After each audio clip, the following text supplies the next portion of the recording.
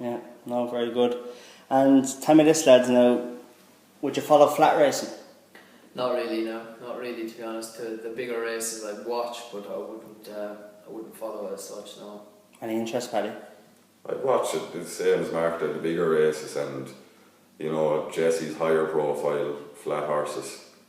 But I wouldn't be a whiz at it now or anything. Very good. And obviously you're riding out 6 or 7 days a week, you're racing at weekends. It's a lot of time. I know you start early in the morning and finish early, I suppose, in the day. What do you do outside of racing? Any hobbies or golf or anything like that? Yeah, I like to play a bit of golf. Not very good at it, but like to get out when I can. Summertime's probably a better time of the year for us with time wise, but other than that, golf would be probably the only thing I do. And what about yourself, Paddy? I wouldn't really have many hobbies, but I suppose it's not really outside of racing, but I'm trying to get into buying, selling a few of my own now, breeze up horses and point to pointers, so I'd be kind of chipping away at them there the afternoons and the evenings, studying pedigrees and looking at catalogues, sale catalogues and that. Something else to get into when you're finished riding now. You have to look at a life after being a jockey too. And what about social life then? Surely he's fond of the old pub areas, or is... I wouldn't say fond of it, but I like when we don't when we're not riding, say a Sunday or a Saturday night we have free, we go out. Kildare is our main halt, Cunningham's in Kildare. Cunningham's pub. There's a good few of our friends, other jockeys as well, do go there, so that's where we usually head. And have his women at home to keep us quiet, have his, or? Yeah, we do. Yeah.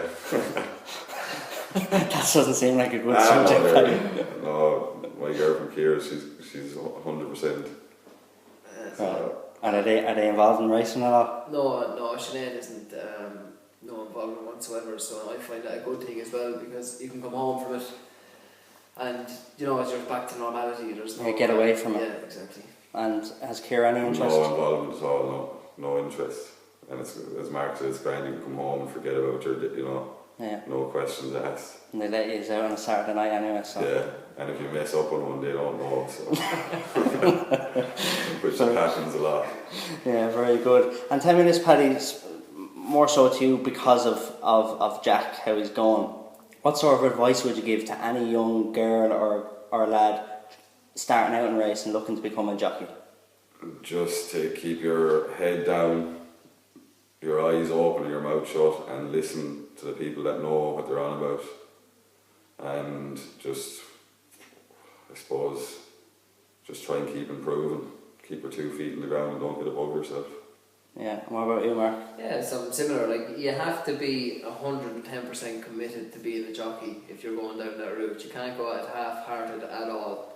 So if that's what you want to do, you know what I mean, you really need to take the bull by the horns and make grab every opportunity you're given and take it and make use of it. And obviously enjoy it along the way, but it's not just an everyday job that you can just slot into and everything becomes rosy overnight, because it's far from that. Yeah, exactly. To be fair, I wouldn't change it for the world, because you meet some great people. Like, there's some back in the way it's room brilliant. there. There's no better place than going racing. You say that, Paddy, about the weigh room.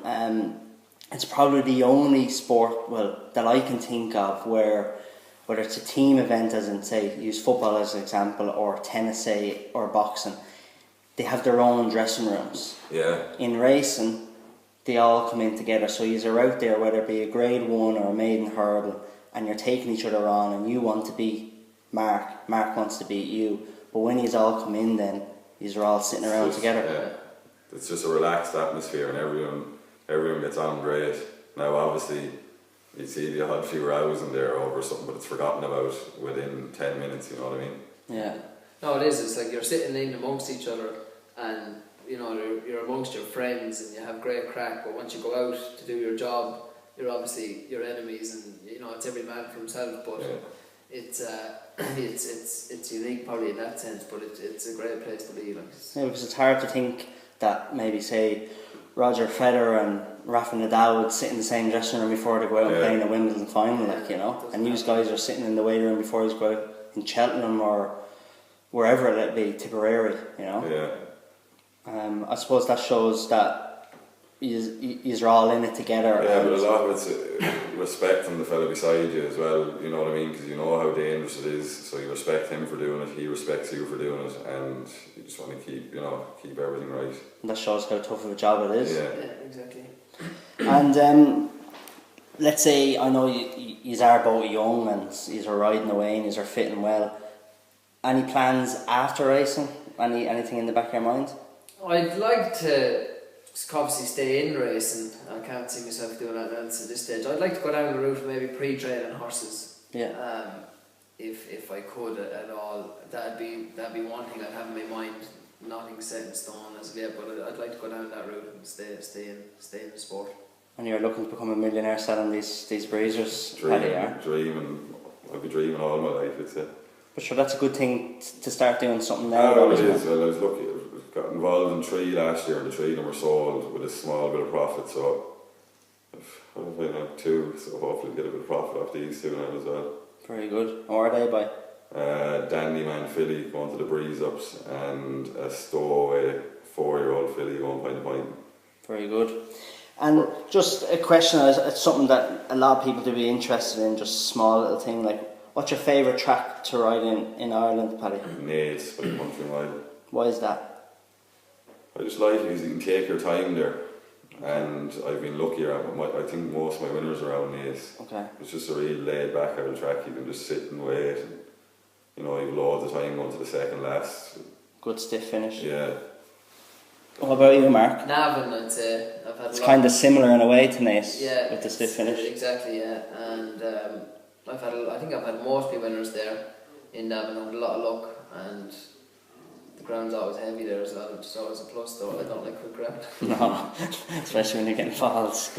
And Mark, if there's anything, whether big or small, what would you change if you were to take over Irish racing tomorrow? Is there any small thing at the courses or anything that you'd change?